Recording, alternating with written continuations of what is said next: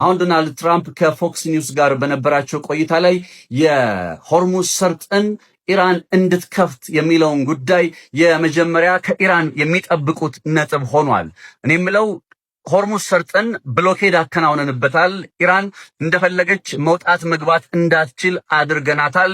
በሆርሙዝ ሰርጥ ላይ ትልቁ ፈላጭ ቆራጩ ቁልፉ ማን እንደሆነ በተግባር አሳይተናል እያሉ ሲናገሩ የነበሩት ዶናልድ ትራምፕ ዛሬ ምን ገጥሟቸው ምን ተፈጥሮባቸው ኢራን የሆርሙዝ ሰርጥን እንድትከፍት ጥያቄ ማቅረብ ጀመሩ የሚለው የመጀመሪያው መጠየቅ ያለበት ጉዳይ ነው።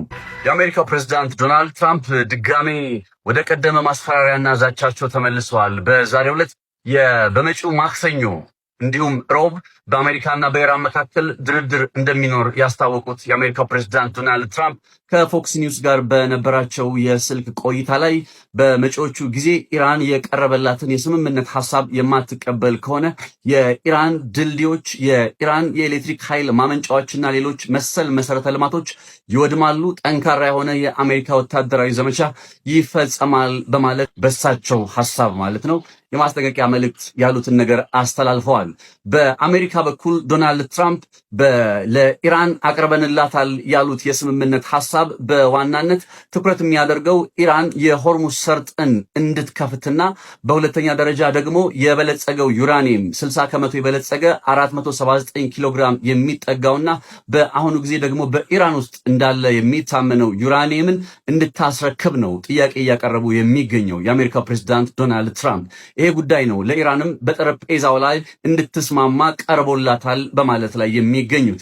ይህንን ጉዳይ ለማስፈጸም የፊታችን ማክሰኞ የአሜሪካ በመካከለኛው ምስራቅ ልዩ መልእክተኛ የሆኑት ስቲቭ ዊትኮፍ እና የዶናልድ ትራምፕ አማችና በመካከለኛው ምስራቅ የዶናልድ ትራምፕ ጉዳይ አስፈጻሚ ብዬ ገልጻቸዋለሁ እኔ ጀረድ ኩሽነር በመጪው ማክሰኞ ወደ ኢስላማባድ የፓኪስታን ርዕሰ መዲና ማለት ነው በማቀናት ከኢራን ተደራዳሪዎች ጋር በዚህው አሁን እና አሜሪካ አቀርበውታል በሚባለው የስምምነት ጉዳይ ላይ እንደሚነጋገሩና ኢራንም ይህንን ስምምነት እንደምትቀበል ተስፋ እንደሚያደርጉ ገልጸዋል። እዚህ ሰዓት ላይ አበይት የዓለማችን መነጋገሪያ ነጥብ ከመሆኑ ባሻገር መሰረታዊ ሊነሱ የሚገባቸው ጥያቄዎች ግን እንዳሉ ልብ ይለዋል። የመጀመሪያው ጉዳይ የሆርሙዝ ሰርጥን የተመለከተ ነው። አሁን ዶናልድ ትራምፕ ከፎክስ ኒውስ ጋር በነበራቸው ቆይታ ላይ የሆርሙዝ ሰርጥን ኢራን እንድትከፍት የሚለውን ጉዳይ የመጀመሪያ ከኢራን የሚጠብቁት ነጥብ ሆኗል። እኔ የምለው ሆርሙዝ ሰርጥን ብሎኬድ አከናውነንበታል። ኢራን እንደፈለገች መውጣት መግባት እንዳትችል አድርገናታል። በሆርሙዝ ሰርጥ ላይ ትልቁ ፈላጭ ቆራጩ ቁልፉ ማን እንደሆነ በተግባር አሳይተናል እያሉ ሲናገሩ የነበሩት ዶናልድ ትራምፕ ዛሬ ምን ገጥሟቸው ምን ተፈጥሮባቸው ኢራን የሆርሙዝ ሰርጥን እንድትከፍት ጥያቄ ማቅረብ ጀመሩ የሚለው የመጀመሪያው መጠየቅ ያለበት ጉዳይ ነው።